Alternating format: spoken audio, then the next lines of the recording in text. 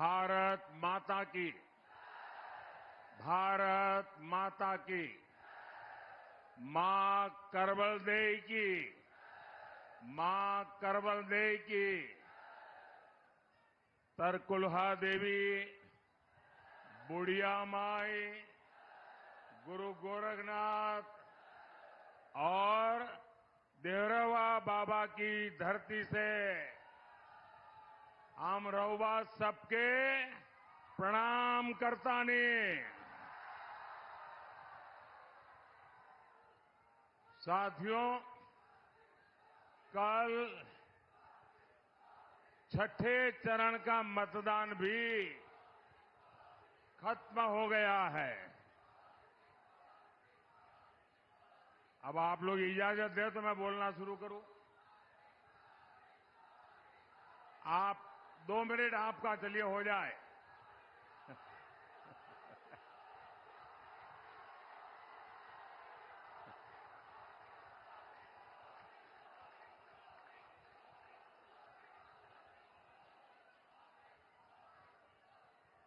ये इतना प्यार, इतना जुस्सा, ये आपका प्यार मेरे सर आंखों पर दोस्तों।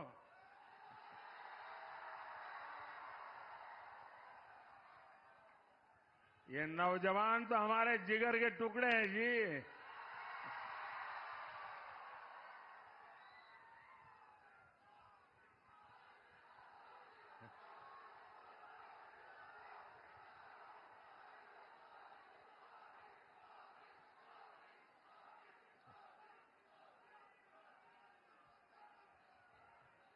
छठे चरण में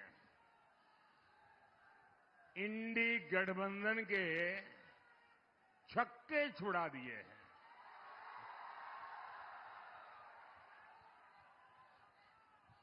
अब 7वें चरण में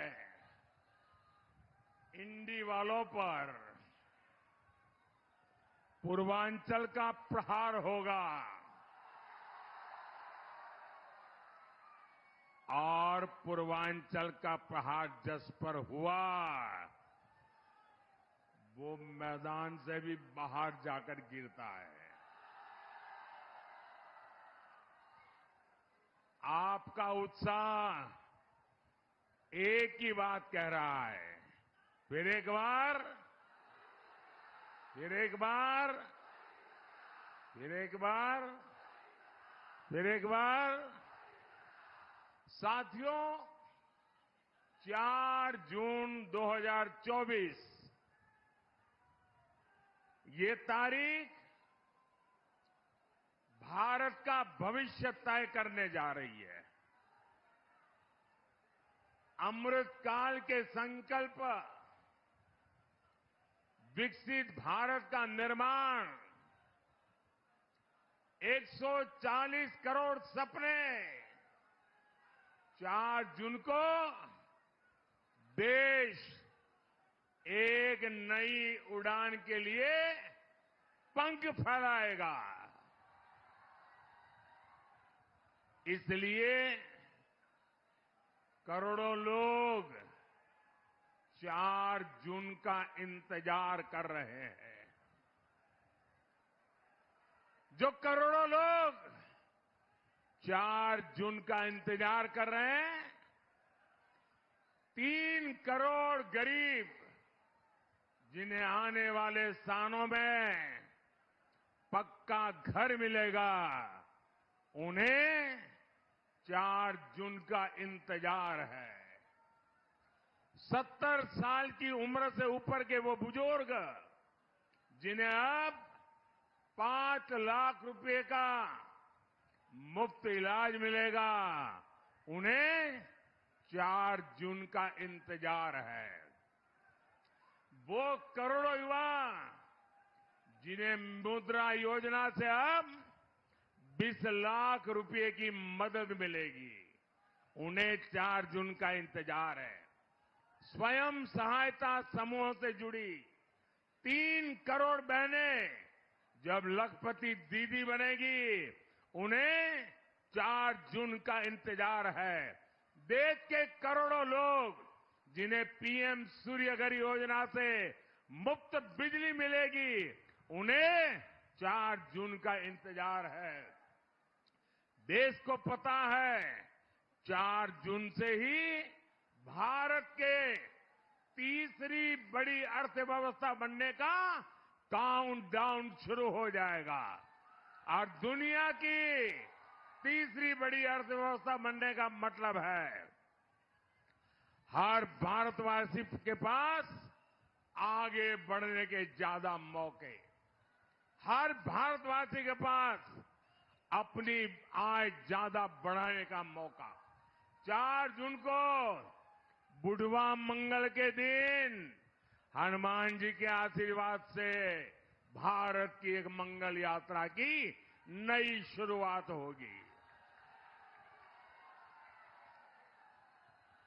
साथियों, देश की प्रगति से बांसगांव के लोग, देवरिया के लोग खुशियों से भरे हुए नजर आ रहे हैं। लेकिन कुछ ताकतें ऐसी भी हैं जिन्हें भारत की प्रगति से पेट में दर्द हो रहा है। ये लोग 4 जून को लेकर अलग ही सपने देख रहे हैं। पाकिस्तान में सपा कांग्रेस के इंडी गठबंधन के लिए दुआ पड़ी जा रही है। सीमा पार से जिहादी उन्हें समर्थन दे रहे हैं। यहां सपा कांग्रेस वाले वोट जिहाद की अपील कर रहे हैं। इनका मुद्दा देश का विकास नहीं, ये तो भारत को कई दशक पीछे ले जाना चाहते हैं। आप इनके मुद्दे देखिए।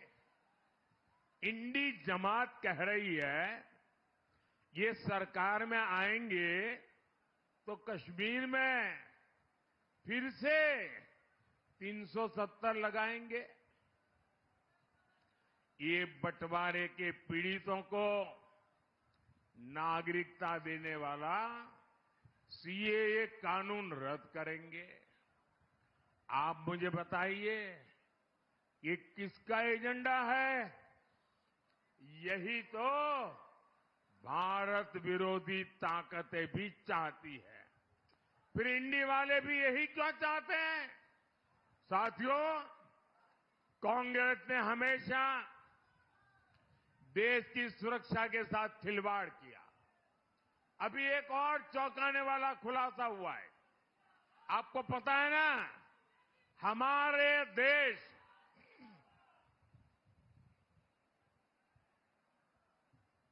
इतनी मात्रा में नौजवान है, तो जरा ये बड़ा महत्वपूर्ण मुद्दा मैं आज आपको बताने जा रहा हूं। मीडिया वालों के लिए भी नया होगा। आपको पता है हमारा देश ब्रह्मोस मिसाइल बनाता है और वो दिन दूर नहीं जब यूपी में भी ब्रह्मोस मिसाइल बना करेगी। और ब्रह्मोस मिसाइल ऐसी है जिसका खौफ दूर दूर तक है। दुनिया के कई देशों में ब्रह्मोस मिसाइल की मांग रही है, लेकिन कांग्रेस को ये भी पसंद नहीं आया। जो देश भारत से ब्रह्मोस खरीदना चाहते थे, दुनिया के कई देश, कांग्रेस सरकार ने उनके सामने भी रोड़े अटकाए। आप जानते हैं क्यों? ये इंडी वाले चाहते हैं भारत रक्षा क्षेत्र में न आत्मनिर्भर बने और न ही भारत में हथियार एक्सपोर्ट करने की क्षमता पैदा हो।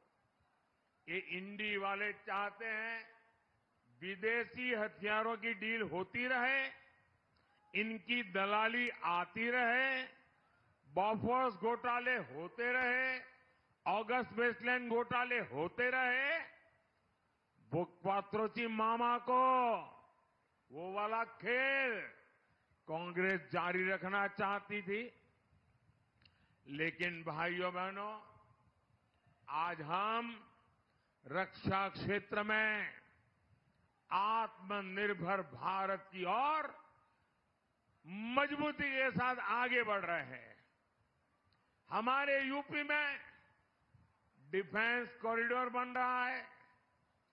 देश का रक्षा निर्यात 21,000 करोड़ रुपए से ऊपर पहुंच गया है। अब आप बताइए, देश में डिफेंस कॉरिडोर बनाने वाली सरकार होनी चाहिए या दिवाली वाली, या जो हर मौके पर, दिवाली हो या होली हो, हर मौके पर जो दलाली ही करना चाहते हैं? क्या दलाली करने वाली सरकार चाहिए क्या? साथियों, ये कांग्रेस और सपा, ये इंडी जमात वाले, इनकी राजनीति का एक ही मकसद है, तुष्टीकरण। तुष्टीकरण के लिए हमारी आस्था को गाली देते हैं। ये कांग्रेस पार्टी राम मंदिर प्राण प्रतिष्ठा, रामलला प्राण प्रतिष्ठा का अवसर, उस निमंत्रण को ठुकरा देती है।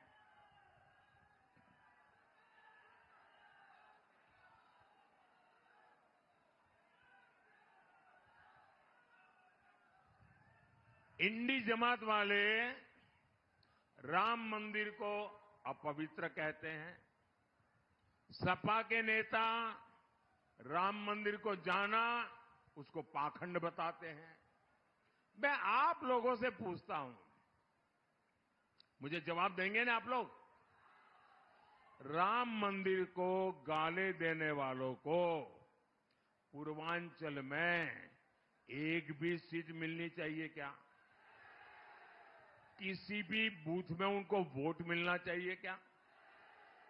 साथियों, इंडी जमात का अब अगला निशाना हमारे देश का पवित्र संविधान है। बाबा साहब आंबेडकर ने धर्म के आधार पर आरक्षण का विरोध किया था, लेकिन ये लोग क्या कर रहे हैं? कर्नाटका में कांग्रेस ने पिछड़ों का आरक्षण रातों रात मुसलमानों को दे दिया। बंगाल में टीएमसी वालों ने फर्जी ओबीसी सर्टिफिकेट बनाकर पिछड़ों का आरक्षण लूट लिया, मुसलमानों को दे दिया। यूपी में सपा उसी टीएमसी का प्रचार कर रही है। भाइयों बहनों, मैं मेरे दलित, मेरे पिछड़ा समाज को याद दिलाना चाहता हूं। 2012 में सपा ने अपने घोषणा पत्र में लिखा था कि मुसलमानों को दलितों के बराबर आरक्षण मिलना चाहिए। इंडी जमात इसके लिए संविधान बदलना चाहती है। मैं इनसे सवाल पूछता हूं तो ये मोदी को गाली देते हैं। धर्म के आधार पर आरक्षण का विरोध मोदी डट करके कर रहा है। विरोध होना चाहिए कि नहीं होना चाहिए? आप मोदी को साथ देंगे कि नहीं देंगे? क्या धर्म के आधार पर अब देश को बंटने देना चाहिए? फिर से देश के टुकड़े होने देना चाहिए? दलित पिछड़ा के आरक्षण की लूट रुकनी चाहिए या नहीं रुकनी चाहिए। साथियों, सपा केवल अपने परिवार का कुटुंबा बचाने के लिए चुनाव लड़ रही है। यही सपा का चरित्र है। आप याद करिए, सपा का वो जंगल राज, बहन बेटियों का घर से निकलना मुश्किल था। मां बाप मजबूर होकर बेटियों का स्कूल कॉलेज छुड़वा देते थे। व्यापारी इसी खौफ में जीते थे, अब कौन गुंडा फिरौती मांग ले, कब किसका प्लॉट कब्जा हो जाए, कब किसका खेत चला जाए। सरकार की जमीन तक पर माफियाओं ने महल खड़े कर दिए थे। लेकिन जब से योगी जी आए हैं, माहौल ही बदल गया, मौसम भी बदल गया। हमारे योगी जी तो अच्छे अच्छों की गर्मी उतारने में एक्सपर्ट है।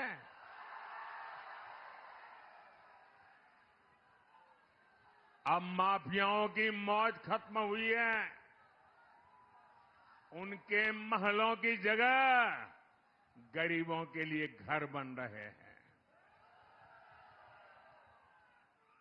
यही बीजेपी में और इंडी जमात के बीच में इतना बड़ा फर्क है। साथियों, आज यूपी के लोग गर्व से कहते हैं कि हम यूपी से हैं, सिरा तान करके बोलते हैं। यूपी अब बाकी राज्यों से केवल बराबरी कर रहा है, इतना नहीं, अनेक राज्यों से मेरा यूपी आगे निकल रहा है।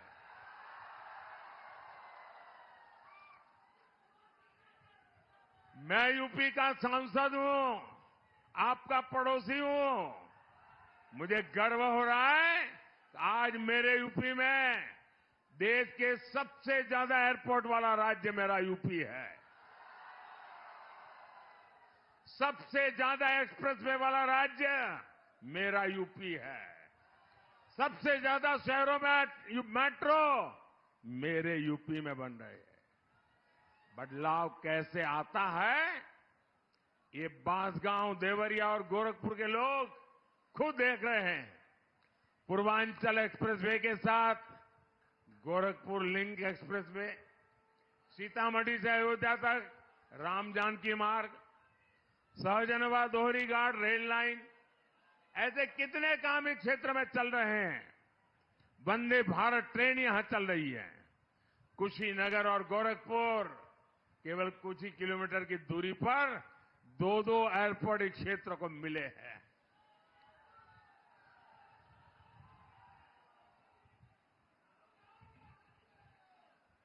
अच्छी स्वास्थ्य सेवाओं के लिए गोरखपुर में नया एम्स खुला है। कुशीनगर में नया मेडिकल कॉलेज भी बन रहा है। 10 साल के भीतर ये विकास कार्य, लंबी लिस्ट है, लेकिन मोदी तो कहता है ये तो अभी ट्रेलर है, ट्रेलर। अगर ट्रेलर इतना शानदार है तो आने वाले 5 साल कितने मजबूती से देश को ऊपर ले जाएंगे, आप अंदाज लगा सकते हैं।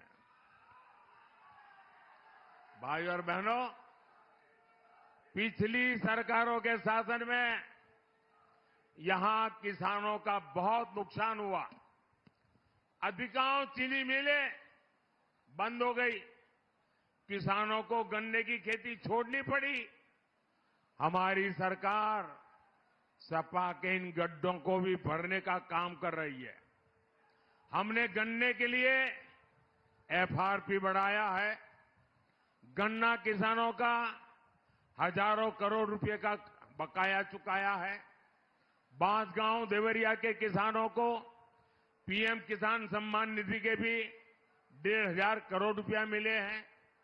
साथियों, 1 जून को आपका वोट बांसगांव, देवरिया और देश का भविष्य बनाएगा। आपका एक एक वोट सीधा मोदी के खाते में जाएगा।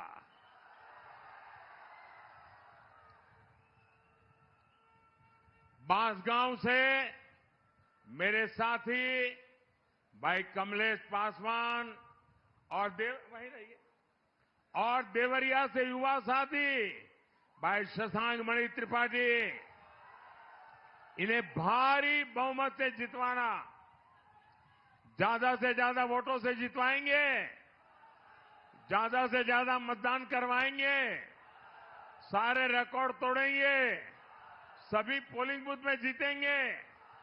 अच्छा, मेरा एक काम करेंगे,